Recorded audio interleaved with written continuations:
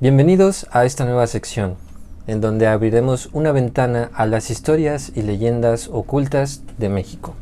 El día de hoy hablaremos sobre uno de los capítulos de la historia de México que más se han mantenido ocultos, ya sea por su controversia, por su relación con la iglesia y por otras cuestiones que tienen que ver con lo violento que fue este conflicto. Y hablamos en este caso de lo que se conoció como la Guerra Cristera.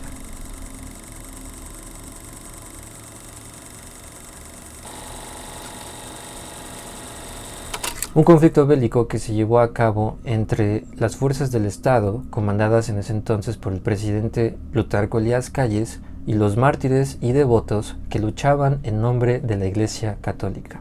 La Guerra Cristera fue un conflicto bélico que se llevó a cabo durante los años 1926 a 1929, en los estados de Jalisco, Guanajuato, Michoacán, Colima, Zacatecas y Durango.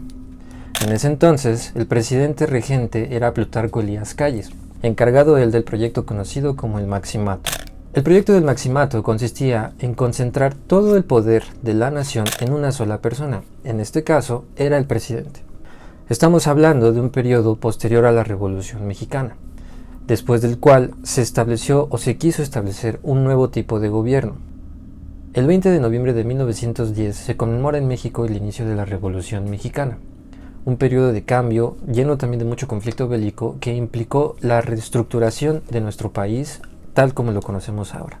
Como resultado de este conflicto bélico, se destituyó al presidente Porfirio Díaz y se constituyó un nuevo proyecto nacional comandado por Venustiano Carranza y su ejército constituyente.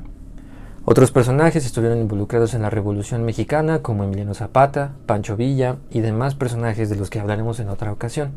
Pero ahora nos centraremos en lo que derivó la institución o la construcción de un nuevo sistema de gobierno.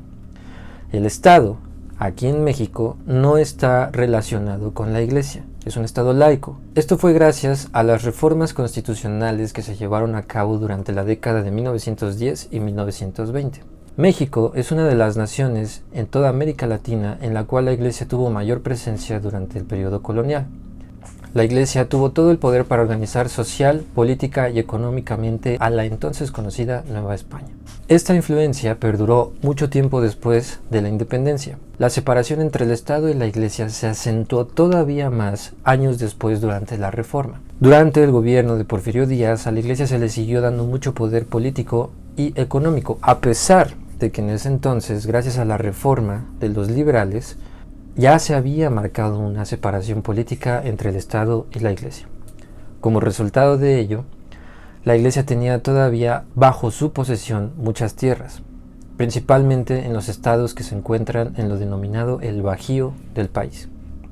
Para 1924 llegó al poder el presidente Plutarco Elías Calles, quien propuso un proyecto denominado el Maximato, el cual consistía en concentrar todo el poder de la nación en una sola persona, en este caso, en el presidente. Una de las principales razones por las cuales se llevó este conflicto fue por las fuertes políticas antirreligiosas que había instaurado Plutarco Elías Calles durante su gobierno. Simpatizantes de la Iglesia, devotos y sacerdotes se levantaron en armas, ya que se les había despojado de su poder, de sus tierras y de cualquier otro beneficio que habían obtenido durante el gobierno de Porfirio Díaz y mucho tiempo antes. Este sector, principalmente conservador, se opuso a las nuevas leyes impuestas por el gobierno mexicano, por uno de los nuevos gobiernos mexicanos. Estos se consideraban a sí mismos mártires, ya que estaban dispuestos a dar la vida en contra del Estado defendiendo el nombre de Cristo Rey. La Guerra Cristera ha sido uno de los periodos menos estudiados en la historia de México. Como comentábamos al inicio de este video, probablemente la razón tenga que ver con la relación que tiene el conflicto con la Iglesia. En México, para los que no son de este país, a la Iglesia Católica se le tiene mucho respeto, mucha creencia y mucha devoción.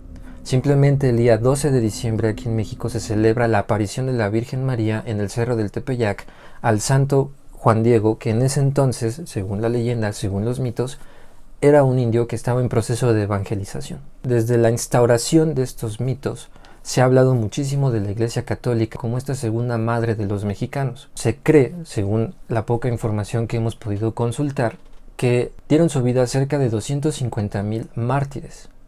Se han contado a lo largo de la historia muchas leyendas urbanas en torno a este conflicto bélico, y uno de los escritores más respetados de este país, José Revueltas, tiene un cuento muy significativo de nombre Dios en la Tierra, que narra la historia de el cercamiento de un pueblo por parte de los cristeros, dentro del cual crucificaron a todos los habitantes de esta pequeña población. Este conflicto bélico terminó en el año de 1929, por el mes de junio, cuando el Estado estableció arreglos con la jerarquía católica. Hubo negociaciones entre el Vaticano, Estados Unidos y México, y se llegó a acuerdos como los siguientes. Se otorgó amnistía general a todos los cristeros que se rindieran.